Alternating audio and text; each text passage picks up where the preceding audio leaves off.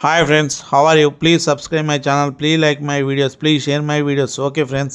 ప్రతి సంవత్సరం మన భారత ప్రధానమంత్రి గారు స్వాతంత్ర దినోత్సవం రోజున ఎర్రకోట మీద త్రివర్ణ పతాకాన్ని ఎగురవేస్తారు. 1649లో మొఘల్ చక్రవర్తి షాజహాన్ ఎర్రకోటని నిర్మించారు. ఎర్రకోట కేంద్రంగా ఢిల్లీ నగరం 7 సార్లు నిర్మితమైంది. మొఘల్ సామ్రాజ్య వైభవానికి పతనానికి ఈ ఎర్రకోట సాక్షి. ప్రేమకు, అనురాగానికి, ద్వేషానికి, ద్రోహానికి, రాజకీయ కుట్రలకు, అంతర్గత కుమ్ములాటలకు ఎర్రకోట వేదిక. చక్రవర్తుల వైభవాన్నే కాదు, పతనాన్ని ఇది సూచింది. బ్రిటిష్ పాలనకు వ్యతిరేకంగా జరిగిన 1857 తిరుగుబాటు కూడా ఎర్రకోట కేంద్రంగానే జరిగింది. అయితే 1628వ సంవత్సరం ఫిబ్రవరి నెలలో ఒక రోజున ఆగ్రాలోని తన సింహాసనం మీద కూర్చొని షాజహాన్ ఆలోచిస్తున్నాడు. ఆగ్రా కోట చాలా చిన్నదిగా ఉందని భావించారు. ఆగ్రా, లాహోర్ కోటల కన్నా పెద్ద కోటను ఢిల్లీ యమునా తీరంలో నిర్మించాలని ఆయన నిర్ణయించుకున్నారు. తన ప్రియసఖి ముంతాజ్ మరణించిన తర్వాత షాజహాన్కు ఆగ్రా కోట మీద విరక్తి కలిగిందని కొందరు అంటారు. హిందూ ఆచారాలు, ముస్లిం హాకీల సలహాల మేరకు ఫిరాజ్ కోట్ల, సలీంగఢ్ మధ్య ప్రాంతాన్ని కోట నిర్మాణ ప్రాంతంగా ఎంపిక చేశారు. ఎర్రకోట నిర్మాణానికి 1639 ఏప్రిల్ 29న షాజహాన్ ఆదేశాలు జారీ చేశారు. అదే సంవత్సరం మే 12న కోటకు శంకుస్థాపన జరిగింది. ఆ ప్రాంతంలో షాజహానాబాద్ అనే పట్టణం నిర్మించాలని చక్రవర్తి నుంచి ఆదేశాలు వచ్చాయి. షాజహానాబాద్లో మసీదులు, ఇల్లులు, పార్కులు నిర్మించుకునేందుకు తన భార్య, పిల్లలను షాజహాన్ ఎంతగానో ప్రోత్సహించారు. చక్రవర్తి కుమార్తెలో ఒకరైన జహానారా చాందినీ చౌక్ అనే మార్కెట్ నిర్మించారు. ప్రస్తుతం ఢిల్లీలోని టౌన్ హాల్ ప్రాంతంలో బేగం సరాయ్ స్ట్రీట్ను సందర్శన కోసం ఏర్పాటు చేశారు. ప్రస్తుతం నిగమ్ బోధ్ ఘాట్లో శ్మశాన వేదికగా ఉన్న ప్రాంతంలో షాజహాన్ కుమారుడు దారాషితో తన ఇల్లు నిర్మించుకున్నారు. జూన్ 15, 1648లో కిలా ఈ ముబారక్ పిలిచే కోటలోకి షాజహాన్ చక్రవర్తి గారు వెళ్ళారు.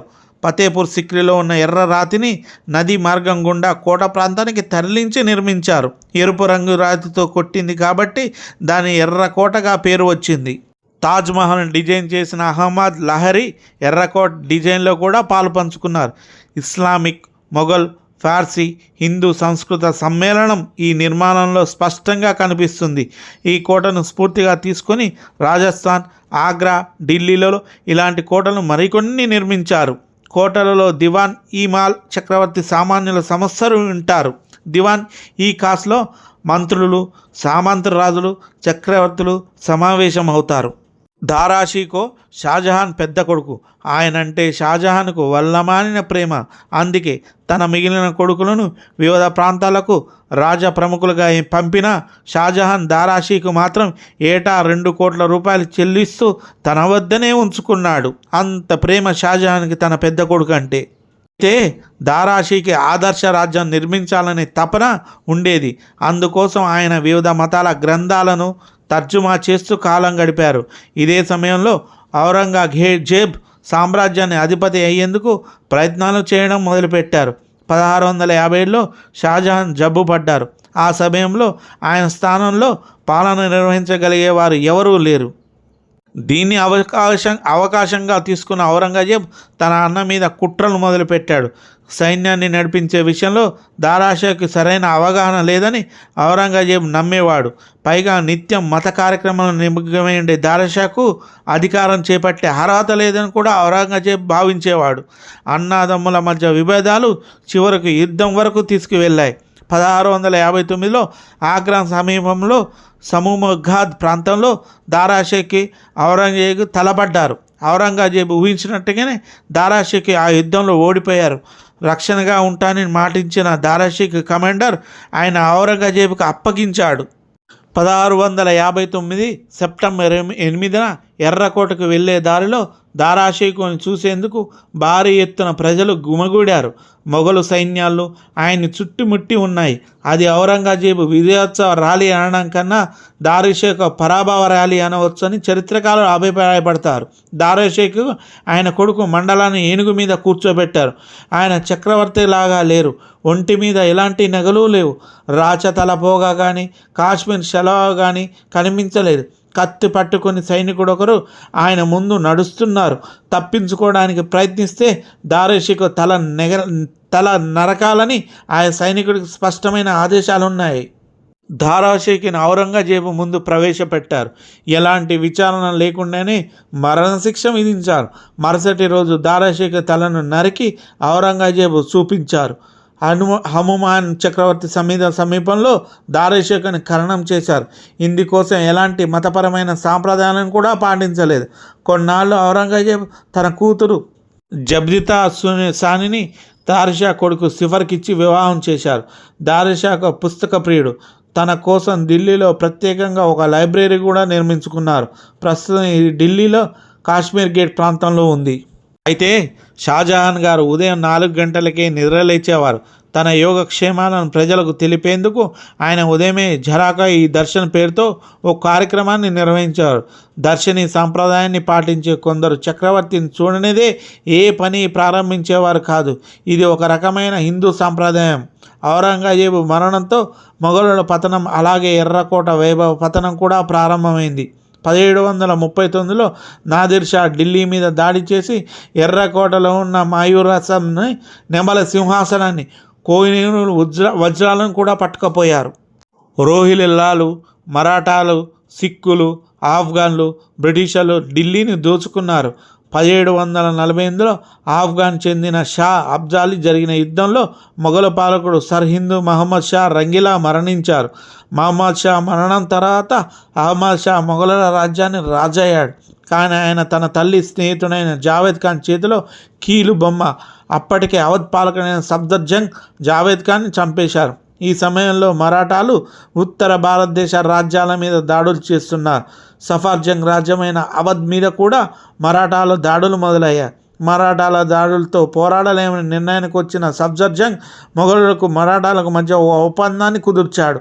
దీని ప్రకారం మరాఠాలు ఆఫ్ఘన్ రాజు అబ్దుల్ మీద దాడి చేసేందుకు అంగీకరించగా అందుకు ప్రతిగా 50 లక్షల రూపాయలు, నాగపూర్, మధుర నుంచి ఫామ్ హౌస్ దారి, పంజాబ్ సింధుల మీద చౌత్, అజ్మీర్, అగ్రాల మీద సుబేదారి చెల్లించేందుకు ఒప్పందం కుదిరింది.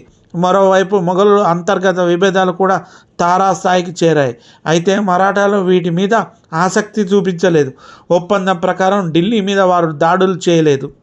1757 జనవరిలో అబ్దుల్ అలీ మొఘలుల మీద విజయం సాధించి ఢిల్లీని ఆక్రమించుకున్నారు. అలంగీర్ కుమార్తెను తన కొడుకైన తమర్కి ఇచ్చి పెళ్లి చేసి అబ్దుల్లా తన కూడా 2 మొఘలుల రాణులు వివాహం చేసుకున్నారు. కోట్ల రూపాయలు విలువ చేసే సంపదలు, పెళ్లి చేసుకున్న మహిళలు, వారి సేవకులను తీసుకుని ఆఫ్ఘనిస్తాన్కి బయలుదేరిన అబ్దాలీ అలంగీర్ రెండో కొడుకు మొఘలు సింహాసనం మీద కూర్చోబెట్టి వెళ్ళారు. అయితే తన తండ్రి హత్య తర్వాత తానే మొఘలు చక్రవర్తిని అలంగీర్ పెద్ద కొడుకు రెండో షా ఆలం ప్రకటించుకున్నారు. మరోవైపు మొఘలులు ఆఫ్ఘన్ల మధ్య యుద్ధాలను మరాఠాలు తమకు అనుకూలంగా మలుచుకున్నారు. 1788 నుంచి 1803 వరకు ఢిల్లీ తాము అసలమైన పాలకును వారు ప్రకటించుకున్నారు. కొంతకాలానికి బ్రిటిష్ సైన్యాలు లార్డ్ లేక్ ఆధ్వర్యంలో ఢిల్లీని తమ కాలనీగా మార్చుకున్నాయి. అప్పటికే షా ఆలం మరాఠాలు గుప్పిట్లో ఉండేవారు. తర్వాత ఆయన బ్రిటిష్ పాలకును అంగీకరించడంతో ఢిల్లీ మీద పెత్తనం ఈస్ట్ ఇండియా కంపెనీకి చేతికి వచ్చింది. బ్రిటిష్ వారు నియమించిన కిల్లేదార్ ఆధ్వర్యంలోనే ముఖ్యమైన నిర్ణయాలు జరుగుతుండేవి. 1813 సంవత్సరం నాటి కిల్లేదార్ జీతం సంవత్సరానికి 12 లక్షలు ఉండేది. ఎర్రకోటతో పాటు ఢిల్లీలోని పలు ప్రాంతాల్లో కిల్లేదార్ ఆధ్వర్యంలో ఉండేవి. ఆ సమయంలో ఢిల్లీ ఒకంత ప్రశాంతంగా ఉండేది. అయితే 1857లో ఢిల్లీ మీద మరో దాడి జరిగింది. 1837లో రెండో బహదూర్ షా మొఘలు సామ్రాజ్యం పాలకుడయ్యారు. తన పూర్వీకులలాగానే ఆయన జరాకా దర్శన్ నిర్వహించేవారు. దేశంలోని ముస్లింలు, హిందువులు ఆయన్ని గౌరవించేవారు. అయితే ఆయన తన తదుపరి వరకు బ్రిటిష్ వారు నియమించిన ఘిల్లేదార్ పెన్షన్ మీదే ఆధారపడడం కన్నా మరేమీ చేయలేకపోయారు. 1857లో ఏప్రిల్లో బ్రిటిష్ సైన్యంలో పనిచేస్తున్న సైనికుడు మంగళ పాండే బ్రిటిష్ వారిపై బెంగాల్లోని బారక్పూర్ ప్రాంతంలో తిరుగుబాటు చేశారు. దీని ప్రభావం మేరకు ఢిల్లీ వరకు చేరింది. సిపాయిల తిరుగుబాటు ఎర్రకోట వరకు పాకి కొందరు బ్రిటిష్ సైనికాధికారులు వారి కుటుంబాల హత్యకు దారితీసింది. మే నెలలో జరిగిన సంఘర్షణ సందర్భంగా బ్రిటిష్ వారికి వ్యతిరేకంగా జరుగుతున్న ఈ పోరాటానికి బహదూర్ షా మద్దతు పలికారు. అయితే దీనికి నాయకత్వం వహించడానికి మాత్రం ఆయన అంగీకరించలేదు. ఆ తర్వాత ఝాన్సీ, అవధ్, కాన్పూర్, బీహార్, బెంగాల్ ప్రాంతాల్లో కూడా తిరుగుబాట్లు జరిగాయి. కానీ సరైన సమన్వయం, నాయకత్వం లేకపోవడంతో ఈ తిరుగుబాటు విఫలమైంది. 4 నెలల తర్వాత బ్రిటిషర్లు ఎర్రకోట మీద తిరిగి పట్టు సాధించగలిగారు. ఈ ఘటనల తర్వాత బ్రిటిష్ సైనికుల ఆగ్రహం మరింత పెరిగింది. వారు సమీపంలోని ప్రాంతాలపై దాడులు, లూటీలు చేయడం ప్రారంభించారు. బ్రిటిష్ వారి ఒత్తిడితో చాలామంది ఢిల్లీ విడిచి వెళ్లాల్సి వచ్చింది. అందులో బహదూర్ షా ఒకరు. ప్రభుత్వానికి వ్యతిరేకంగా కుట్ర చేశారని, తమ నాయకత్వంపై తిరుగుబాటు చేశారని, క్రైస్తవులు హత్య చేశారని బహదూర్ షా బ్రిటిష్ పాలకులపై ఆరోపణ చేశారు. బ్రిటిష్ పాలకులు ఎర్రకోటను రాజనివాసం నుంచి ఆర్మీ క్యాంప్ చేశారు. కోట రూపురేఖలను కూడా మార్చారు. యుద్ధ సమయంలో కోట కొంత దెబ్బతిన్నది. తర్వాత దానికి మరమ్మతులు చేశారు. బంగారం, వెండి, తాపడాలతో తయారైన కోట పైకప్పు, సీలింగ్ మొఘల్ చక్రవర్తుల పతనం సమయంలో లేకుండా పోయింది. దివాన్ ఈ ఆమ్ను ఆసుపత్రిగాను, దివాన్ ఈ కాస్ నివాస ప్రాంతంగా మార్చేశారు బ్రిటిష్ అధికారులు. 1857 తిరుగుబాటు తర్వాత భారతదేశ పాలనను ఈస్ట్ ఇండియా కంపెనీ నుంచి బ్రిటిష్ ప్రభుత్వం వశం చేసుకుంది. 1877, 1903, 1911లో ఎర్రకోటలో బ్రిటిష్ దర్బార్ జరిగింది. ఈ కార్యక్రమాలు రాజ్యాల నుంచి అధికారం బ్రిటిష్ పాలకుల చేతులకు వెళ్ళడానికి నిదర్శనంగా నిలిచింది. 1111లో ఢిల్లీ దర్బార్ సందర్భంగానే బ్రిటిష్ ఇండియా రాజధాని కలకత్తా నుంచి ఢిల్లీకి మారుస్తున్నట్లు బ్రిటిష్ ప్రభుత్వం ప్రకటించింది. ఎర్రకోట నుంచే బ్రిటిష్ రాజు, రాణి ముస్మర్ బరూజు నుంచి జరాకా దర్శన్ ఇచ్చారు. అప్పటి బర్మాలో మొఘల్ చక్రవర్తి బహదూర్ షాను ఖననం చేసిన ప్రాంతంలో సుభాష్ చంద్రబోస్ ఇండియన్ నేషనల్ ఆర్మీని ఉద్దేశించి ప్రసంగించారు. అప్పుడు చలో ఢిల్లీ అనే నిదానాన్ని ఇచ్చారు సుభాష్ చంద్రబోస్ గారు.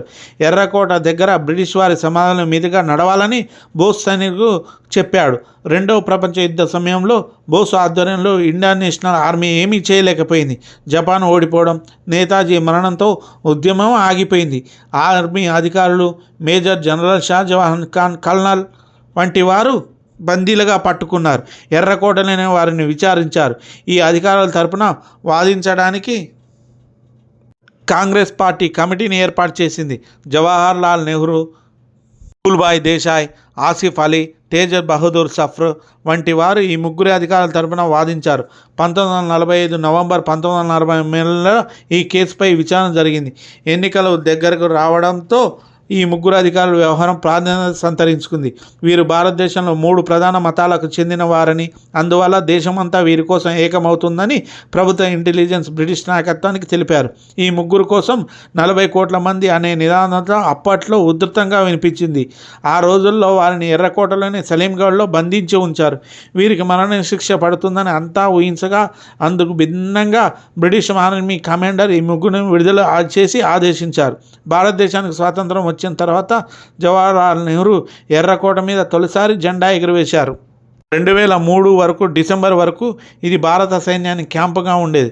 ప్రస్తుతం భారత్ పురావస్తు శాఖ ఆధ్వర్యంలో 2007 యునెస్కో ఎర్రకోటను ప్రపంచ వారసత్వ సంపదగా ప్రకటించింది. అయితే బ్రిటిష్ పాలకులు ఎర్రకోటను రాజనివాసం నుంచి ఆర్మీ క్యాంపు చేశారు. కోట రూపురేఖలను కూడా మార్చారు. యుద్ధ సమయాల్లో కోట మరింత దెబ్బతింది. తర్వాత దీనికి మరమ్మతులు చేశారు. బంగారం, వెండి, తాపడాలు వంటి వాటిని చాలామంది దొంగలించుకు వెళ్ళిపోయారు. మొఘల్ చక్రవర్తుల పతనం సమయంలోనే ఇవి లేకుండా పోయింది. దివాన్ ఈ ఆమ్ను ఆసుపత్రిగాను, దివాన్ ఈ కాసును నివాస ప్రాంతంగాను మార్చేశారు బ్రిటిష్ అధికారులు. 1911 ఢిల్లీ దర్బార్ సందర్భంగా బ్రిటిష్ ఇండియా రాజధాని కలకత్తా నుంచి ఢిల్లీకి మారుస్తున్నట్లు బ్రిటిష్ ప్రభుత్వం ప్రకటించింది.